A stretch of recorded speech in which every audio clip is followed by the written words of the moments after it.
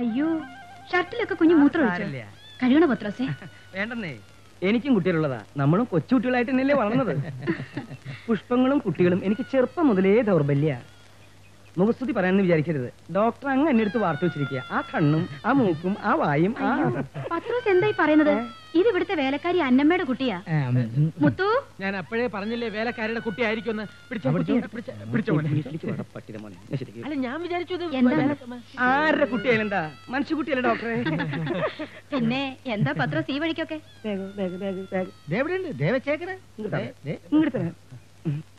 പിന്നെ ദീപിക്കൊരു ഡോക്ടറെ കുറിച്ച് എന്നതാ. ഇത് മതിയോന്ന് ചോദിക്കാനാ. എന്നാ പിന്നെ ജീവിതം നല്ല സുഖരമാവുമല്ലോ എന്ന് വിചാരിച്ചിട്ടാ. ഗുളിക മതി എന്നല്ലേ സ്പെഷ്യലിസ്റ്റ് പറഞ്ഞത്? അത് എന്റെ അച്ഛനെന്താ പറഞ്ഞു? ധാരാളം മതി. മതിയില്ലേ ഡോക്ടറെ? ഉള്ളത് പറയാനുണ്ട്. ഡോക്ടർക്ക് വിരോധമുണ്ടോ? എന്താ? പറയട്ടെ. പറയൂ. ഇത്രയും നല്ലൊരു തോട്ടം ഞാൻ വേറൊരു വീട്ടിലും കണ്ടിട്ടില്ല. പിന്നെ കണ്ടിട്ടുള്ളത് ഊട്ടിയിൽ എന്റെ കസിന്റെ വീട്ടിലാ. അവിടെ ഏതെല്ലാം തരത്തിലുള്ള ചെടികളാ. പോളിത്തീൻ കവറിൽ കെട്ടിത്തൂക്കിയത്, വള്ളിച്ചെടികള്, പുള്ളിച്ചെടികള്, മടലിൽ കെട്ടിത്തൂക്കിയത്, അകത്ത് വെക്കാൻ പറ്റുന്നത്, പുറത്ത് വെക്കാൻ പറ്റുന്നത്. പിന്നെ ഏതൊക്കെയാണ് സുബ്രഹ്മണി? അതെ, നമ്മൾ കൊടൈക്കനാലിൽ പോയപ്പോ കണ്ടില്ലേ? കൊടൈക്കനാലിൽ അല്ലടാ കഴുതേ, ഊട്ടിയിൽ എന്റെ കസിന്റെ വീട്ടില്. പിന്നെ ഡോൾഫിൻ, ഫിലോപ്പിയ.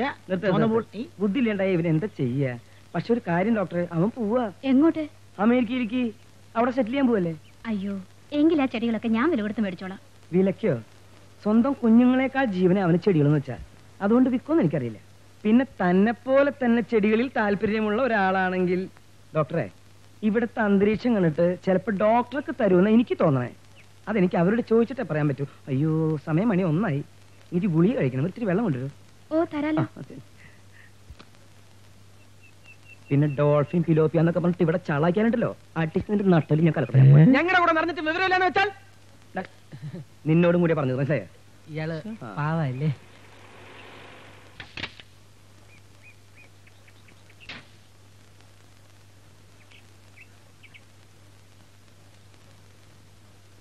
ഞാൻ ടി ടി പുനൂസ്, സാറാമ്മയുടെ ചേട്ടനാ. ഞാൻ പത്രോസ് ഇടനിലം, ചെറിയൊരു കോൺട്രാക്ടറാണ്. DMOയുടെ ഒരു പരിചയക്കാരനാ. അപ്പൊ ഇവരൊക്കെ? ഞാനാണ് സാറിന്റെ എല്ലാ കാര്യങ്ങളും. ഞാനാണ് സാറിന്റെ കാറിന്റെ അടുത്തേക്ക് പോവാ. നിന്നോട് കൂടി പറഞ്ഞ ഇവന്മാരെ മേക്കാൻ ഞാൻ പെടുന്ന പാട് എനിക്കറിയാം. അച്ചായനോ? വരുന്ന വിവരം ഒന്നും അറിയിച്ചു പോലില്ലല്ലോ. സർക്കാർ കാര്യത്തിന് ഇവിടം വരെ വരേണ്ട ഒരു കാര്യം ഉണ്ടായിരുന്നു. അപ്പോ നിന്നൊന്ന് കാണാൻ കരുതി. ഉച്ചക്കലത്ത് ഊണും കഴിക്കാലോ. ഓ, ഇപ്പൊ തരക്കില്ലാത്തൊരു ശാപ്പാടിന് ചുരുങ്ങിയത് 7 രൂപയെങ്കിലും കൊടുക്കണം. എന്താ? ബി പി കുപ്പിയിലോ? അല്ല, ഗുളികയാ. ഓ, അത് ശരി. എനിക്കും ബി പി ഉണ്ട്. ആട്ടെ, ഏത് മരുന്നാ പത്രോസ് കഴിക്കണത്? നോക്കി. അയ്യോ അയ്യോ, ചാവോ? ഞാനിതല്ല കഴിക്കുന്നത്. ഇതിനേക്കാൾ 3 പൈസ കുറവുള്ള വേറെ ഗുളികയുണ്ട്. എഫക്റ്റ് ഒക്കെ ഒന്ന് തന്നെയാ. എന്തിനാ വെറുതെ 3 പൈസ കളയണത്? സൂക്കട് മാറിയ പോരെ. ഡെയിലി 3 ഗുളികയ്ക്ക് 9 പൈസ വെച്ച് ഒരു മാസം 27 270 പൈസ സേവ് ചെയ്തൂടെ? വേസ്റ്റ്.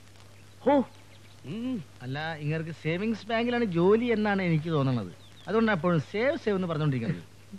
എനിക്ക് തോന്നുന്നു ഇയാൾക്ക് കോർപ്പറേഷനിലാണ് ജോലി എന്നാ. അതാ എപ്പോഴും വേസ്റ്റ് എന്ന് പറഞ്ഞോണ്ടിരിക്കുന്നത്. അല്ല, പുന്നു സാറിന് എവിടെ ജോലി? ഞാൻ പത്തനംതിട്ട RTO. ഇനിയൊരു 5-6 മാസം സർവീസ് കൂടെ ഉള്ളൂ. വൈഫ് മരിച്ചു. അയ്യോ. ഒറ്റ മോനേ ഉള്ളൂ, ബോബി പുന്നൂസ്. BA കഴിഞ്ഞു. എന്റെ റിട്ടയർമെന്റിന് മുമ്പ് അവനെ എങ്ങനെങ്കിലും സർവീസിൽ തിരികെ കയറ്റണം. അത് RTO ഓഫീസിൽ തന്നെ ആവുമ്പോ ജീവിതം നല്ല സുഖാവുമല്ലോ. ആട്ടെ, പത്രോസിന് ആരൊക്കെയുണ്ട്? ഭാര്യയുണ്ട്, മകളുണ്ട്, മകനുണ്ട്. ഇവിടെ നിന്ന് 8 കിലോമീറ്റർ അകലെ തച്ചങ്കാട്ടിൽ എന്റെ വീട്. പരിചയപ്പെട്ട നിലയ്ക്ക് സാർ തീർച്ചയായിട്ടും വരണം. ഓ, തീർച്ചയായിട്ടും വരാം. എന്നാ പിന്നെ ഞാൻ ഇറങ്ങട്ടെ ഡോക്ടറെ. പിന്നെ ഊട്ടിയിലുള്ള കസിന് ഫോൺ ചെയ്യാൻ മറക്കണ്ട. മറക്കാനോ? നല്ല കാര്യായി. ഞാൻ ഇറങ്ങട്ടെ. ശരി. ഓ, സമയം വേസ്റ്റ് ആക്കണ്ട, വേഗം ചോറ് വിളമ്പ്. സംസാരിച്ചിരുന്ന് സമയം പോയത് അറിഞ്ഞില്ല. ഏതാ സാർ ഊട്ടിയിലെ പുതിയ കസിൻ? കുന്തം. അതൊക്കെ ഒരു ഡാവല്ലേ ഡോക്ടറെ വീഴ്ത്താൻ. എന്നിട്ട് വീണ നിനക്കെന്താ സംശയം ഉണ്ടാ? പത്രോസേ, നീ വീണ്ടും എന്നിൽ നിന്ന് അകന്നകന്നു പോകുന്നു. ഇവിടെ എത്തിയോ നീ? ആര്? നിന്റെ അച്ഛൻ. നിങ്ങളുടെ അച്ഛനെ പറഞ്ഞു. തന്റെ ആയിരിക്കും.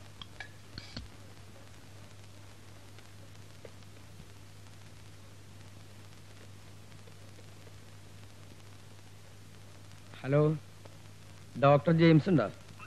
ഒന്ന് കൊടുത്തേ.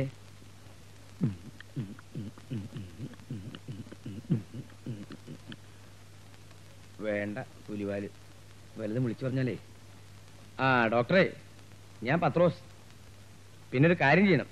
സൗകര്യം പോലെ ഇന്നോ നാളെയോ DMO വീട്ടിലില്ലാത്ത നേരത്ത് അവരുടെ വീട്ടിൽ പോയി മുറ്റത്തുള്ള ഗാർഡനിൽ ഏതൊക്കെ ചെടികൾ ഉണ്ടെന്നറിയണം. വേണമെന്നേ. എന്നിട്ട് അവിടെ ഇല്ലാത്ത കുറെ വെറൈറ്റി ചെടികൾ സംഘടിപ്പിക്കണം. എത്ര ബുദ്ധിമുട്ടായാലും സംഘടിപ്പിക്കണം. എന്നിട്ട് എന്നെ വിവരം അറിയിക്കണം. എന്താ കാര്യം എന്നോ? തൽക്കാലം ഡോക്ടർ അപ്പം തിന്നാ മതി, കുഴി എണ്ണണ്ട. പറയുന്നത് കേക്ക്. പ്രിയപ്പെട്ട അമ്മയ്ക്കും അച്ഛനും, എന്റെ എക്സാമിനേഷൻ അടുത്ത ആഴ്ച അവസാനത്തോടെ തീരും. ഇതുവരെ കഴിഞ്ഞ പേപ്പേഴ്സ് എല്ലാം നന്നായിട്ട് എഴുതിയിട്ടുണ്ട്. ഒന്ന് വൃത്തിയായിട്ട് എഴുതിക്കൂടെ ചേട്ടന്? ഇപ്പൊ തന്നെ പ്രിസ്ക്രിപ്ഷൻ പോലെ എഴുതിയിരിക്കുന്നത്. നീ ഒന്ന് വായിക്ക് പെണ്ണേ. അമ്മ പറഞ്ഞതുപോലെ എന്നും പരീക്ഷയ്ക്ക് മുൻപ് അമ്പലത്തിൽ പോയി തൊഴാറുണ്ട്. ഓണത്തിന് വന്നപ്പോൾ ഞാനൊരു കാര്യം അമ്മയോട് പറഞ്ഞിരുന്നല്ലോ. ഹേമയ്ക്കൊരാലോചനയെ കുറിച്ച്. ഞാൻ അവരുടെ വീട്ടിൽ പോയിരുന്നു. ഒന്ന് ഉറക്കം വായിക്ക് പെണ്ണേ. അമ്മ തന്നെ വായിച്ചു. അവന്റെ കൈയക്ഷരം വായിക്കാൻ എനിക്ക് ബുദ്ധിമുട്ടായതുകൊണ്ടല്ലേ നിന്നോട് പറഞ്ഞത്. ഇതെന്തൊരു പെണ്ണാ ഇത്?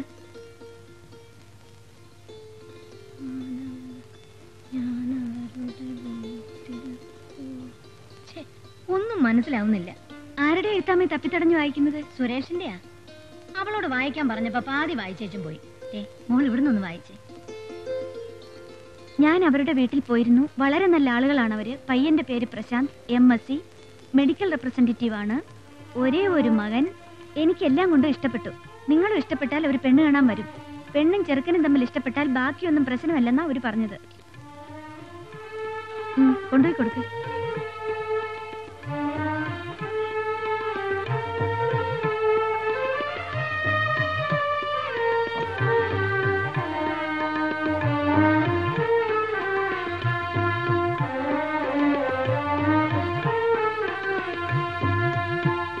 മോളകത്ത് വെക്കോ, ചായ കുടിക്കാൻ. എന്താടി, ഇഷ്ടപ്പെട്ടോ? മധുരമാണ് തുടർന്നത് എങ്കിൽ ചെറുക്കന് പെണ്ണിനെ ഇഷ്ടപ്പെട്ടു എന്നർത്ഥം.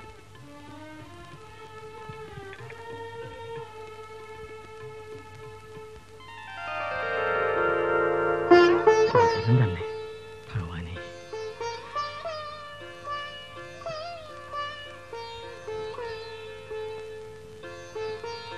എന്താടി, ഇഷ്ടപ്പെട്ടോ? ഇനി മുഹൂർത്തം നോക്കിയാ മതി. ആരുടെ?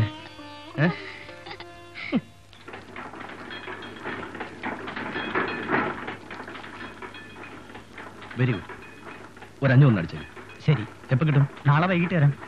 ശരി, എങ്കിൽ നാളെ വരാം. വരട്ടെ. ഓ, എന്താടി ചെറുക്കന് ജോലി? മെഡിക്കൽ റെപ്രസെന്റേറ്റീവ് ആണ്. മെഡിക്കൽ റെപ്പിന് എന്ത് ശമ്പളം കിട്ടും? എനിക്കറിയില്ല പച്ചാ. ഒരു 15 ദിവസത്തെ ചെലവിനുള്ള കാശ് കിട്ടും. ബാക്കി 15 ദിവസത്തേക്ക് സാമ്പിൾ മരുന്ന് കട്ടുവെക്കും. എനിക്ക് മെഡിക്കൽ റെപ്രസെന്റേറ്റീവ്മാരെ ഇഷ്ടമല്ല. അവരൊരു ജാടിയും മോട്ടോർ സൈക്കിളും. അത് നേരെ. ആ പെണ്ണിന്റെ ഒരു കഷ്ടകാലം. തൊക്കടാ ജോലിക്കാരനെ അല്ലാതെ വല്ല ഡോക്ടറെയോ എഞ്ചിനീയറിനെ കിട്ടാൻ ആ ഗുമസ്തന്മാരുടെ എന്നാകോ പിരിക്കുന്നു. ഇത് കിട്ടിയത് തന്നെ ഭാഗ്യം. ഇത് വലിയ കഷ്ടം തന്നെ അമ്മച്ചി. ഇത്ര വേണോ? വേണം. ഓ, അവളൊരു പുണ്യാളത്തി. വരണം വരണം. മോളകത്തേക്കല്ലേ? സരോജമില്ലേ? ഇരിക്കേ. Thank you.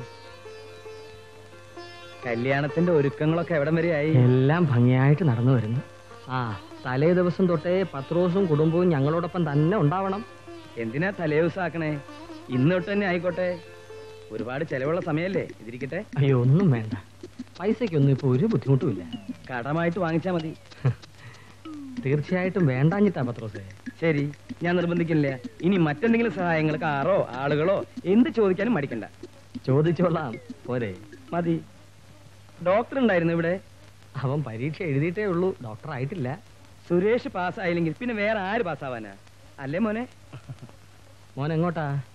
മാർക്കറ്റിലേക്ക് പോകുന്നു. മോൻ എന്റെ കാർ എടുത്തോ? വേണ്ട. മാർക്കറ്റിലോട്ട് പോകുന്ന വഴിക്ക് ആ തടിമില്ലിൽ കയറി ഹംസയെ ഒന്ന് കാണണം. അയാൾ കുറച്ച് രൂപ തരാമെന്ന് പറഞ്ഞിട്ടുണ്ട്. മേടിച്ചോണ്ട് വരണേ. നേരത്തെ പറഞ്ഞു വെച്ചിരുന്ന. അല്ല, ഇത് ആര് മണവാട്ടിയോ? ആനി എല്ലാം പറഞ്ഞു. കേട്ടപ്പോ ഏറ്റവും അധികം സന്തോഷം ഞാനാ. പിന്നെ കാപ്പി കുടിക്ക് പത്രോസേ, തണുത്തു പോകും. ഇത് നിനക്കുള്ള പ്രസന്റാ. മോതിരോ? അതെ. കല്യാണ തിരക്കിനിടയിൽ നിന്നെ ഒറ്റയ്ക്ക് കിട്ടിയെന്ന് വരില്ല. അതാ ഇപ്പോഴേ. വേണ്ട ആനി, നിന്റെ അമ്മച്ചി ഇതറിഞ്ഞ? അമ്മച്ചി ചോദിച്ചാ ഞാൻ എന്തെങ്കിലും സമാധാനം പറഞ്ഞോളാം.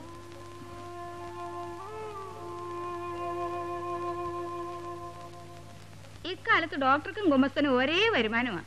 അതുകൊണ്ടാണ് എന്റെ മകൻ രാജുവിനെ ഞാൻ MBBS വിടാഞ്ഞത്. ഞാൻ എടുക്കാം സരോജം. ഞാനിവിടെ അന്യാണോ?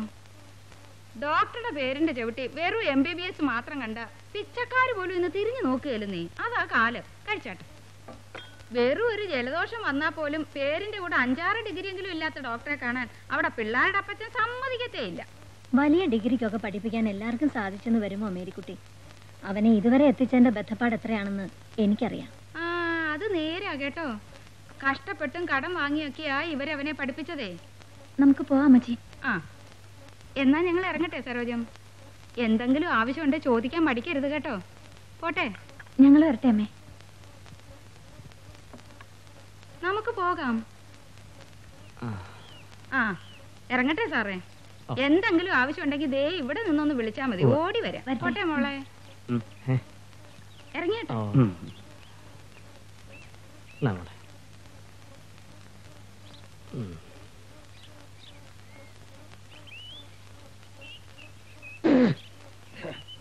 എന്താ? കാപ്പിക്കൊരു മണ്ണെണ്ണ ചൊവ. വായ മുഴുവൻ ചീത്തയായി.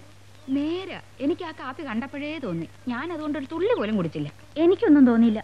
നിന്നോട് ആരും ചോദിച്ചില്ല? ഓ,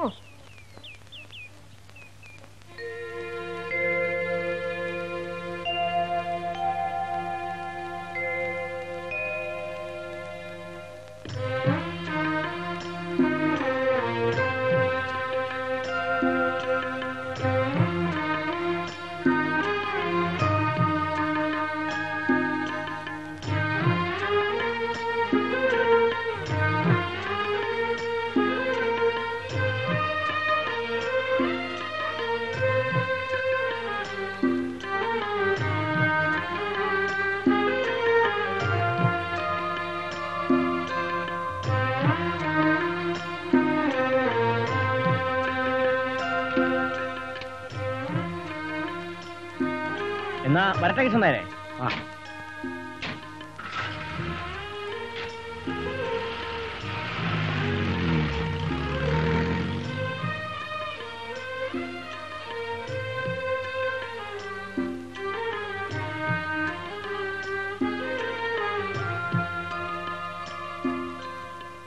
വരൻ ചേട്ടന്റെ ബന്ധുവാണെന്ന് നേരത്തെ അറിഞ്ഞിരുന്നെങ്കിൽ ഒന്നുകൂടി ബാറിൽ പോയായിരുന്നു. എന്നാ ഇപ്പൊ തന്നെ പോവല്ലോ. ഓ, നാളെ മതി. അത് തന്നെയാണ് ഞാനും ആലോചിക്കുന്നത്. എന്തൊരു ശല്യം അത്. കഷ്ടം തന്നെ. 9.